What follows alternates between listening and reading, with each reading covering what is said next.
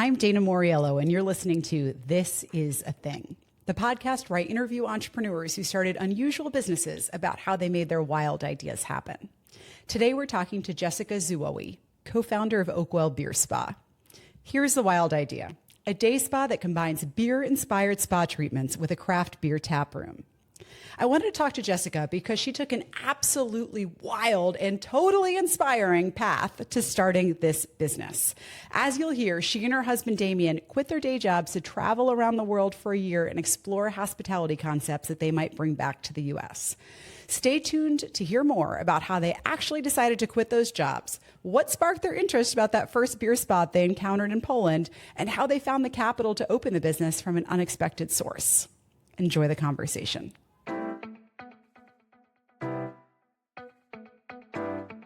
I want to start at the beginning of the entrepreneurial journey where you decide to quit your day job. So I understand that you're living in New York City. You're working in a corporate job in recruiting at an IT consulting business. Your husband, Damien, was in a corporate job as well. And you both decide you're going to quit your day jobs and start a business together. Take me back to that moment and how you're feeling about your work at that time. Yeah, I went to school. I studied neuroscience. So my original plan was to be a research professor. I had a dream of winning a Nobel Prize one day. I worked in rat labs while I was in school, dissecting and studying brain anatomy. And I was applying to PhD programs and ended up not getting into the programs that I wanted to get into. So I decided to take some time off, join the corporate world, maybe regroup, and then my plan was to go back and try again. So I ended up working, to your point, an IT consulting company, and really fell in love with the corporate world. I loved the company that I worked for. And at the time I was living and working in Florida, which is where I'm originally from. I really just felt like I was stuck in a box, right? I always had these ideas. I wanted to do different things. I was getting promoted every 9 to 12 months. I was saying, hey, can I go into sales? Hey, can I go into account management? I want to keep trying new things. And I got to a certain point where there was just nowhere else for me to go. So fortunately, my company paid for us to go to professional development seminars and workshops. And so I ended up going to this thing called the World Domination Summit, which sounds much more sinister than it really is. But it's really all about entrepreneurship and travel. And so they paid for me to go for a week to Portland, Oregon. I met people there from all over the world. And at the time, a really big thing was this digital nomad movement, if you're familiar with that. So people that just work from their laptop and travel the world, no strings attached, no rent, no anything. And mind you, this was way before I had met my now husband, Damien. And so I got this idea in my head that, hey, I want to do this. I want to quit the corporate world. I want to work from my laptop. I want to travel and see the world while I'm still young and I don't have a lot of attachments and things to do. So it was there at the conference that I decided, okay, I'm going to build a business that I can do online and work from my computer. And in 1 year time, I'm going to quit my corporate job and I'm going to do this. So coincidentally, around that same time, my company reached out to me and said, hey, are you interested in moving to New York City? We have an office there that is not doing well. We want you to come help turn it around. It'll be a 12-month contract. And at the end, you can either stay in New York or you can move back to Florida, whatever you'd like to do. So I was like, okay, this could be a nice little adventure in the meantime. I'd never been to New York City before, but of course I'd heard great things. A month later, I found myself relocating to New York City. And my plan was I'm going to do this 12-month contract. And then after that, I'm going to quit my job and travel. And during that time, I was fortunately in a role where I could take clients out to restaurants and bars and stuff and pay with my own credit card. So I built up a lot of credit card points that the company then reimbursed me for, but I got to keep the points, right? So I had saved almost 1 million Chase points that was going to go to funding my travels. And then coincidentally, about 2 weeks into me living in New York City is when I met my now husband, Damien. He's originally from France. He had relocated there for a job as well. We met on a dating app, Bumble at the time. And so, yeah, we met. And when we first met that first date, I said, hey, this isn't going to be anything serious. I'm not going to be around for long. I'm here for a year and then I'm going to go travel the world on my own. And he was very supportive of that and said, hey, I want you to do this. That's fine. We can just have fun. 9 months later, we decided to get married. And that kind of changed the trajectory for us. So we are both very entrepreneurial. And we said, hey, why don't we we start a business together instead of you doing this thing on your own. So we would brainstorm business ideas when we would get off of our corporate jobs. And I still wanted to have this project of traveling. And Damien, being from France, he had traveled quite a lot when he was younger as well. And so we turned my solo project into a joint project and say, hey, why don't we go on this worldwide adventure together, find a business idea that we could bring back and scale in the United States. So it was a month after getting married, we decided, hey, now's the time. Let's quit our jobs. Let's sell everything. Let's travel the world. So that's what we did. And at the time, I had created an online little side gig. I was creating resumes, LinkedIn profiles for people on Upwork. So those platforms were just gaining popularity at the time. So I was able to generate some revenue while we were traveling. And we headed off on an indefinite round the world adventure together. And the plan was that we weren't going to come home until we found the perfect business idea that we could launch and scale in the United States. Oh my gosh, what a fairy tale. So it sounds like your goals shifted along the way as you met Damien and things evolved. So when you first started out, it was about my primary goal is I want to travel. So I need to make money to travel and entrepreneurship will let me make money while I'm traveling. And then there was a little bit of a flip when you and Damien started sharing your goals and coming up with a joint goal, which was more about we want to be entrepreneurs. I also want to travel. Let's use this travel to support our entrepreneurial goals. Yeah, for me, my whole goal originally was just to travel, right? I wanted to see the world. I'm still young. Why be tied down to a single location? I didn't have any attachments at that time, but I wanted to start a business so I could fund my travels, and basically it was just going to work from my laptop. And then maybe when I came back, my plan was while traveling, I was going to get my yoga teacher certification and maybe start like a small mom and pop, like a yoga studio or something. I wasn't really dreaming that big at the time. But then when I met Damien, he also had wanted to open a business, but he had been in the entrepreneurship world before. He had worked in the travel industry. He had worked for very successful business owners before, and he dreamed even bigger. He wanted to create something that he could turn into a national or international brand and have hundreds of employees. And I was just thinking on this scale that I had never even dreamed of before because I didn't have exposure to anyone like that. I had a few business owners in my family, but it was definitely more of a mom and pop shop kind of thing, not a global enterprise. And when Damien and I started brainstorming ideas, we really wanted to find something that we could scale, that we could turn into this bigger concept, that we could have more of an impact on the world, not just something for personal fulfillment, but something that we could create jobs for other people, that we could create a business that created an impact on other people's lives. So it wasn't until I met Damien that I really was able to start dreaming a little bit bigger than what I had originally planned. So given that you both had this desire to travel and to start a business, there are 100 ways you could have accomplished that are simpler than the way that you chose, right? So I'm curious, you could have said, let's go on a trip together and then come back and start a business. How did you land on the particular idea of traveling around the world to find a business idea and combining those two things together? So, did a lot of different concepts in the United States originally when we were thinking of opening a business together, and none of them were interesting. We love hospitality and we love wellness, but all of the concepts here, first off, I've worked in restaurants growing up since I was in high school and to pay my way through college. And so I knew I didn't want to go into the restaurant industry, even though I loved hospitality. I love spas as well, but they're so transactional here. You think of the big spa franchises like the Massage Envies and Hand and Stone and Elements Massage, and I just didn't really identify with them. You go, you get a massage, you get harassed for a membership, and then you leave. There was nothing in the United States that was really piquing our interest. And so Damien being from France, and I had traveled internationally when I was younger. My mom worked for a company that was based in Germany. So we knew that there was a lot of interesting things that exist out in the world that just haven't been brought or adapted to the United States yet. So we figured, hey, let's go. Let's accomplish one of our goals, which is traveling together and getting to see the world while we're still young and don't have kids or a mortgage or anything. But let's also explore different, interesting, quirky business ideas while we're out there. Let's see if there's something that we feel like could be brought to the US and adapted here. And at the time, it was going to be an indefinite, we were going to travel until we found a concept. We didn't want to come home until we found something. We had no deadline or reason to come back. Let me tell you, it was terrifying to just get one-way tickets and to have going from a Yeah. stable corporate job, like you know what you're doing every day, you have a good salary, to okay, we're going to be on our own. We don't know where our next paycheck is coming from. We don't know where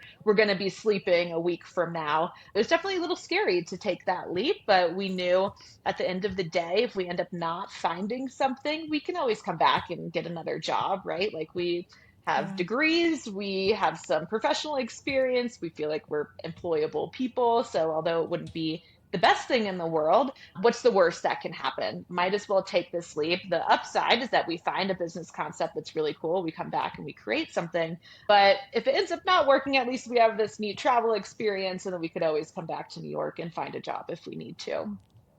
And it sounds like the framework for you guys was we want to find something interesting in the world and be able to execute it better, right? We want to find the validation that it's working. So if it's not here, let's open our aperture to all the places we could find this.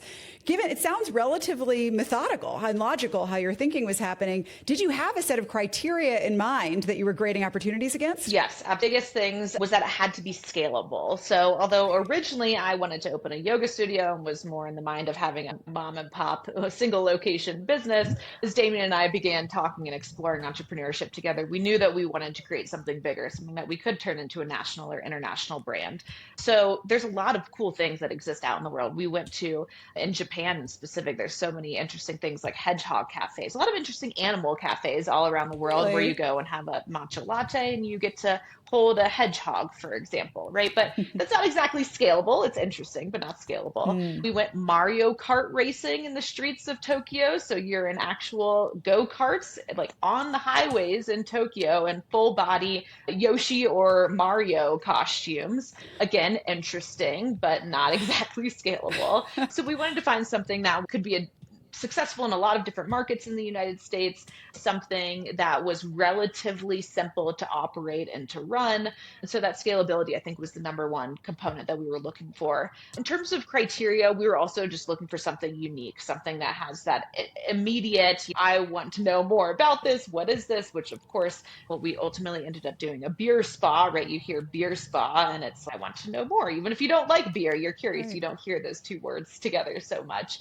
So just the novelty was one. And then the investment level as well. We wanted to do this ourselves. We didn't want outside investors. And so, as much as we would have loved to open a hotel, for example, they have things like the capsule hotels in Asia, which we found really interesting. It's really expensive. And so, we wanted to do something that was at an investment level that we could manage on our own, finding loans and things like that, but something that didn't cost $5-10 million that we wouldn't be able to pull off on our own. So I think those were really the big three things: scalability, novelty, and then just the investment level.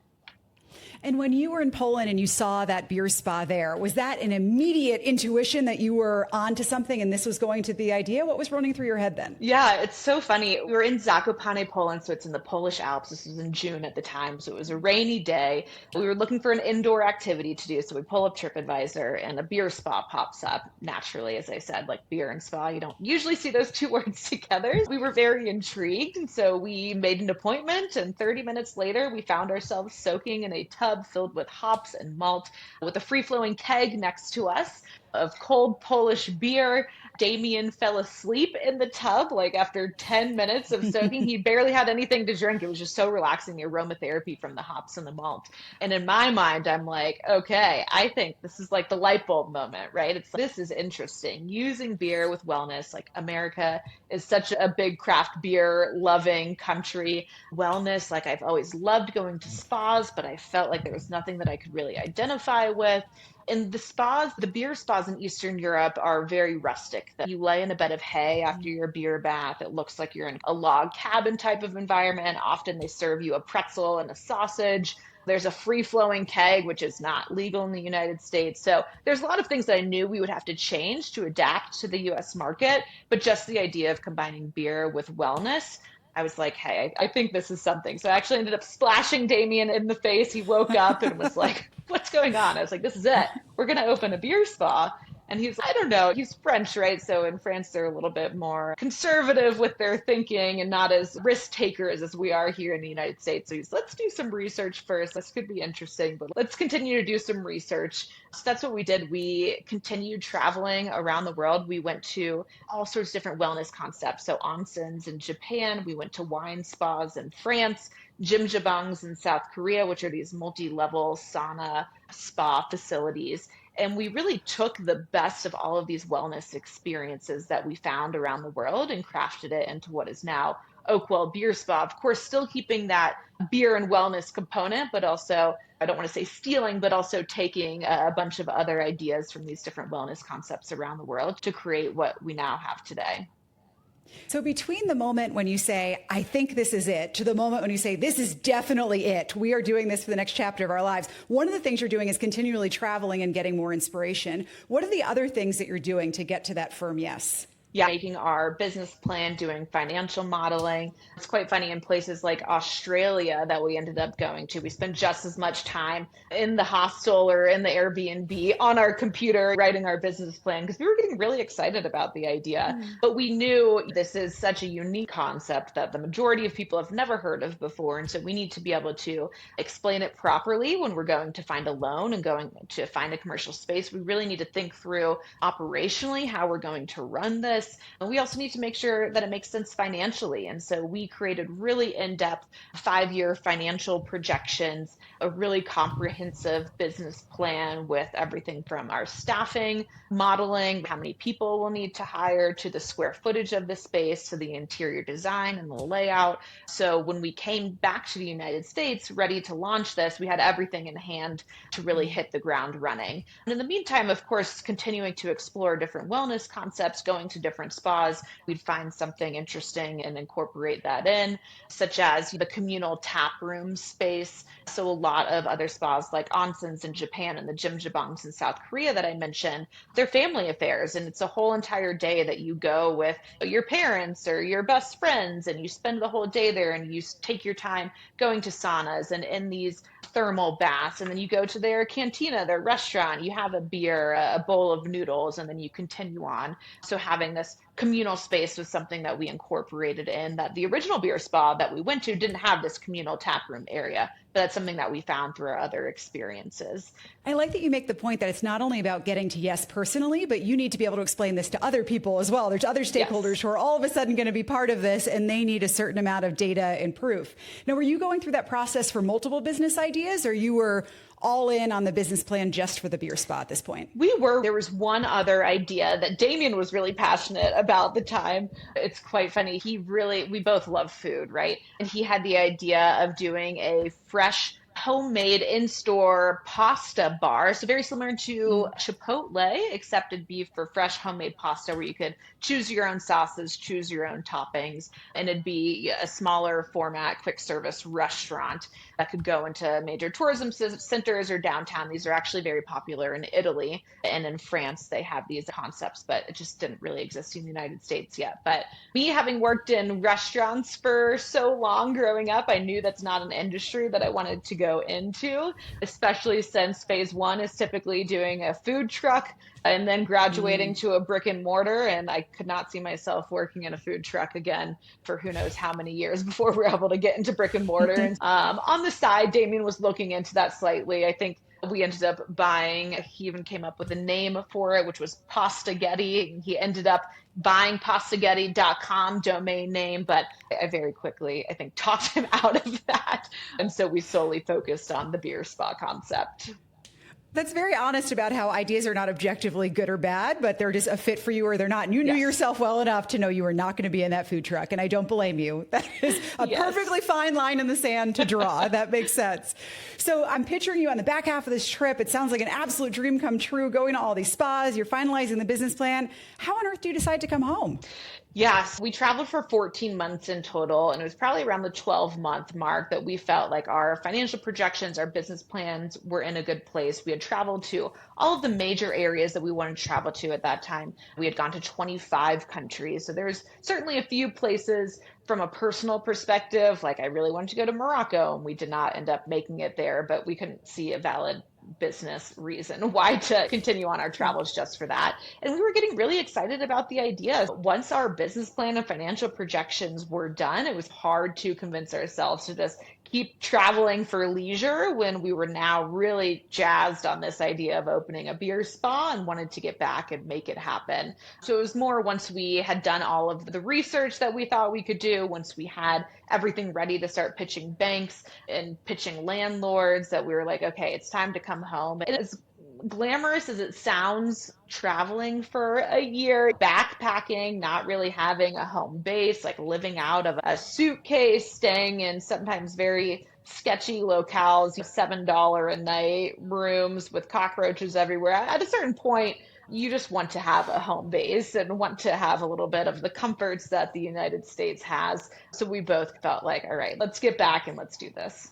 It's time. It's time. I can picture that. So up to this point, it's just really the two of you between your own heads with this idea. Have you talked to other people about it at this point? Have you run it by potential investors, potential customers?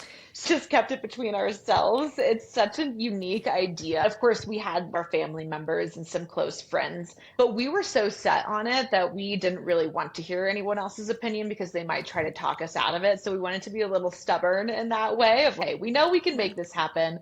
It's really hard to picture unless you actually see it. We had the vision in our minds, but to be able to communicate that to someone else. So we decided, let's not really test this on other people. Let's go back to the US. Let's start pitching banks, trying to find a commercial space, and let's just make it happen. And then we'll get feedback once we're open and operating and can adjust from there. But we really didn't want to give people the opportunity to talk us out of it.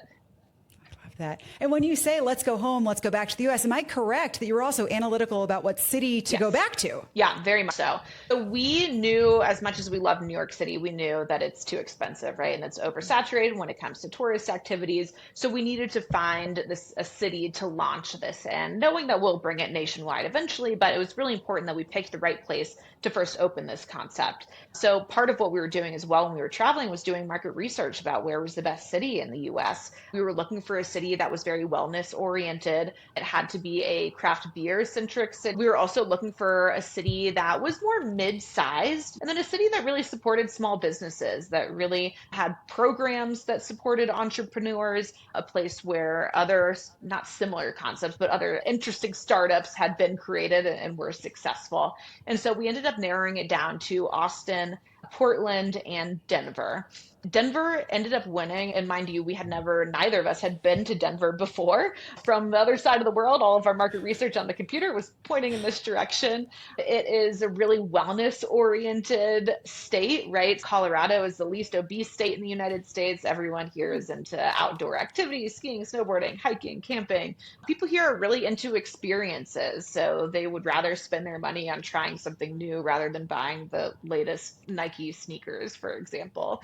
The support from the city was another big thing. So as I mentioned, we wanted to be self-funded. We didn't want to have any sort of outside investors that would take equity. And so we had to be able to secure a loan. But at the time, we didn't own a house. We had very little cash to put into this. We had spent most of our corporate savings traveling the world. So we ended up finding the City of Denver's Office of Economic Development. Online, we found this loan program where they make loans to small businesses that can't get traditional financing.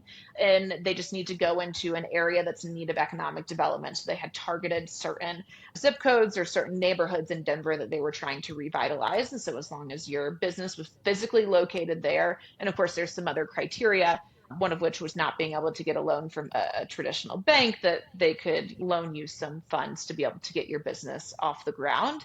So we hadn't contacted anyone from the Office of Economic Development yet, but we just saw that these types of opportunities were available. So that's why we decided to come to Denver. We flew right to Denver with still our backpacks on and now our business plan and financial model in hand, and started knocking on the doors of banks and of the Office of Economic Development to try to find the funding, as well as landlords to try to find the commercial space. And now that you're boots on the ground at this point in the story in Denver, and you're transitioning from this kind of dreaming phase to the, oh my gosh, we're actually doing it now. What was the biggest surprise for you once you transferred out of the computer and into execution? Yeah, challenging things was actually finding the commercial space. We thought we were going to have a really hard time finding the money, but that it'd be very easy to find a storefront that we could just go into. But it was actually quite the opposite. So we ended up getting the funding about 4 months into being here, and it took us 10 months to find a commercial space. So Wow. at the time, the vacancy rate for commercial retail spaces was 2%. So there was just very little spaces available. And then also landlord didn't want to rent to an unproven concept. They wanted someone that they knew was going to be able to pay their bills, pay the rent every month. They would much rather have a known franchise come into their space than they would a beer spa, which they didn't really understand what it was.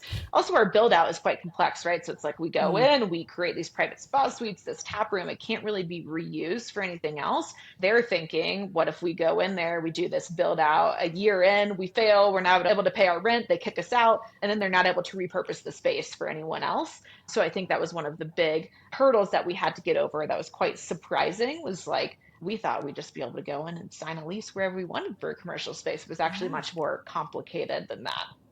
So you got over that hurdle not once, but twice. You have 2 locations now in the Denver area.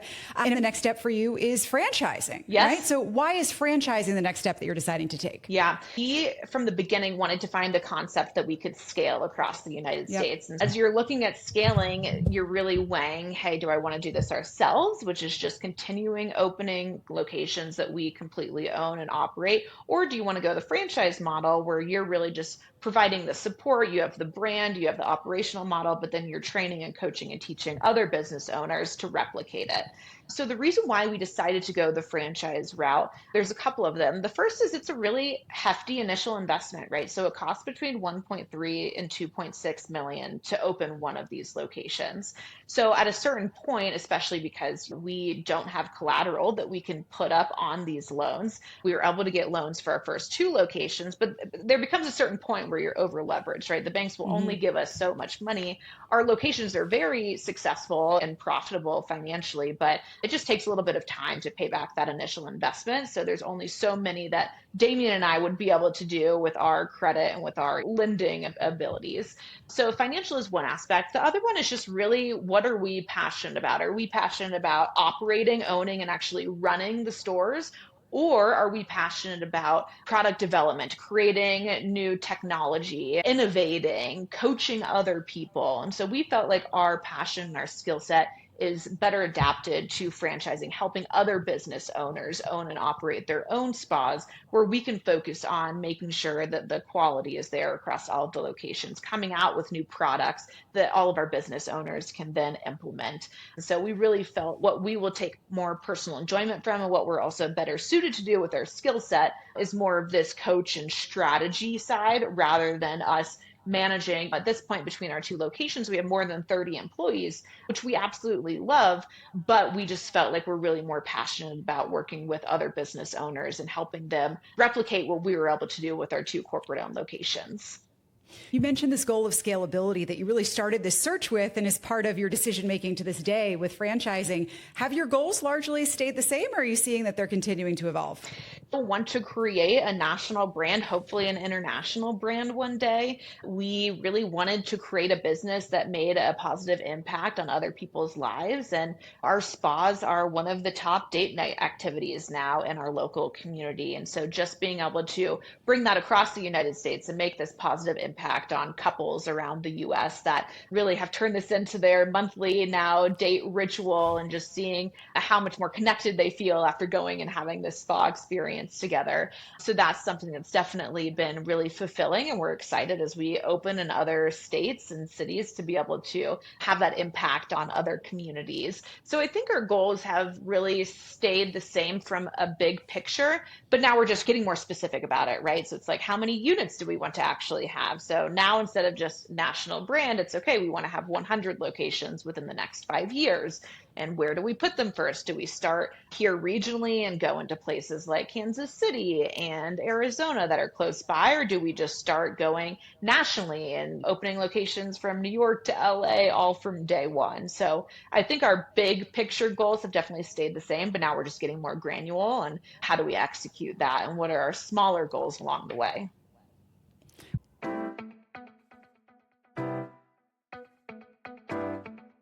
That was Jessica Zouaoui talking about her journey building Oakwell Beer Spa. Here are my favorite 3 takeaways from that conversation. First, goals can evolve, especially when you team up with a co-founder. Jessica wanted to travel around the world, run a side hustle that would pay her bills while doing so, come back and open a small business. Then she met her husband, and they shared their goals and created new joint goals together. The objective shifted to then starting a business together that could be a scalable national brand and using travel to inspire those business ideas. Second, know what you're looking for. When they were looking for business ideas, they had criteria about what would be a good idea and the right fit for them. It had to be something that could scale. It had to be novel, in the hospitality space, not involve food, and have reasonable startup and operational costs. Knowing what they were looking for made it a whole lot easier to find it. Third, and finally, get creative about funding. They took a loan through the City of Denver's Office of Economic Development, which makes loans to small businesses that can't get traditional funding and go into areas in need of economic development. Wound up being a very smart choice for them to open their first locations. This is Dana Moriello, and I can't wait to see you next week on This Is a Thing.